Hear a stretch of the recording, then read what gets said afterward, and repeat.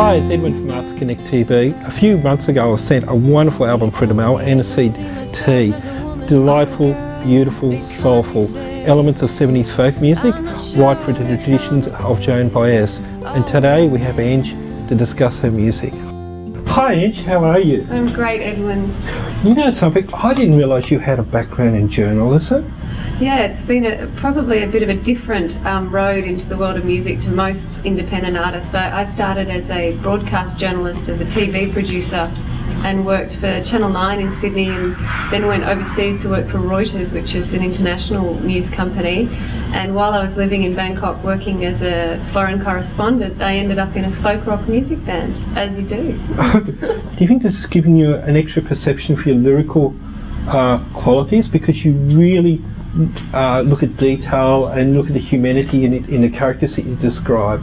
Yeah, I suppose it's just it adds to the storytelling, because also when I perform, it's not just a song that I sing, but I really love to tell stories before the songs and give a bit of background. And each song, you know, is a story. I'm very lyrical based, and I suppose that's not just about the journalism too. It's because I've grown up on that diet of Joni Mitchell, Leonard Cohen, you know, Neil Young, and just Bob Dylan, all the most amazing songwriters and lyricists. And so I've sort of grown up on that diet, and hopefully that's influenced my music and storytelling as well. Reading your bio, I was actually quite amazed by the fact that when you were in Thailand, you were influenced by a lot of musicians, and they had these vinyl records that were left over from the Vietnam War. Can you tell me about the musicians you were working with in Thailand and these albums that they were in tune to? Yeah, it came as a huge surprise to me to find a massive appreciation of the Woodstock era of music in Bangkok, and it was due to the fact I found out that the US soldiers after the Vietnam War left a lot of their old records in places like Bangkok. So there's a whole generation of Thais that have grown up on the diet of the Grateful Dead and Neil Young and all the best music, in my opinion, all the good stuff. And it wasn't until I landed in Bangkok, I mean, I'd listened to Joni Mitchell before, but it was through these two Thai musicians that keep feeding me these awesome albums that I got my musical education in Bangkok, of all places. Now, you've been really concentrating on the festival circuit over the last couple of years. Could you tell me some of the highlights of the festivals that you've been playing of late, Ange? Yeah, I've been pretty lucky to get accepted into all sorts of different festivals around the country, and I've just recently come back from a tour of Western Australia, which was my first time on the West Coast, and played a beautiful festival over there called Nannup. The kind of festival where the volunteers are giving out they have baskets of fruit, giving it plums and apricots to people on the main street. I mean, just beautiful little festival. And I've played the bigger festivals like Woodford now, which is, it's a huge festival just up the hill from where I live on the Sunshine Coast.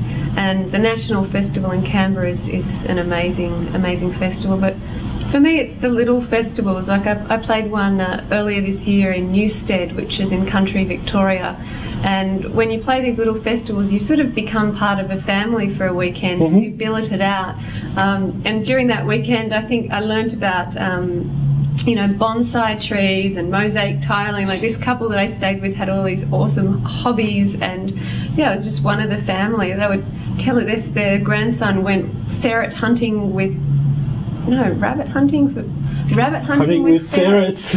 Yeah, I learned all about that too. So just amazing. I feel really lucky that my music allows me to become part of beautiful communities for the weekend. You were telling me about your latest song, how it was a full mood. Could you explain that inspiration? Yeah, sure. So I've just sort of almost finished writing the songs for the next album. So the first album, Aniseed, was released beginning of last year, I think. And the most recent song, which I'm going to perform now for Arts Connect, is called Edna's Song, and it was inspired by a conversation that I had with an 84-year-old woman called Edna, of course. And she spoke about her 67 years of marriage to her husband Sam, and her story really affected me. And 2 days after I had a conversation with her, I was sitting in my little seaside apartment and looking at the full moon coming up over the ocean, and a song about Edna popped up, and so I wrote it down. Thank you, Ange. It was wonderful interviewing you. If you want to see Ange live, I recommend go to her MySpace site and you can purchase her album, which I highly recommend. It's a delightful, wonderful album. Here we have Ange Takats playing Edna's song. Thank you. The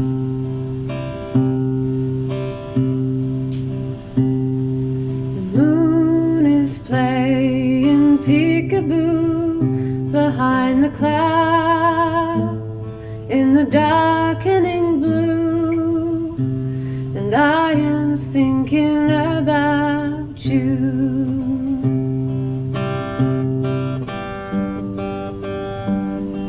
And though you're not here with me now, I still remember how life used to feel with you sitting beside me.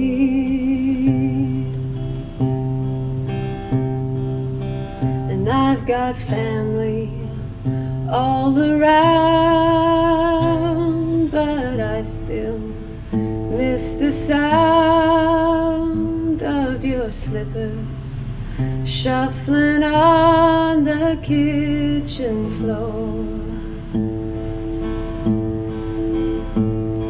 And 7 years have gone by since the night that you died, but I still wake expecting to see your face. Oh, my lovely, my darling, my dear, thanks for all those tender years. I'm lucky you've left me with so many happy memories, my sweetheart, my true love. I know that this full moon above is your way of leaving the light on for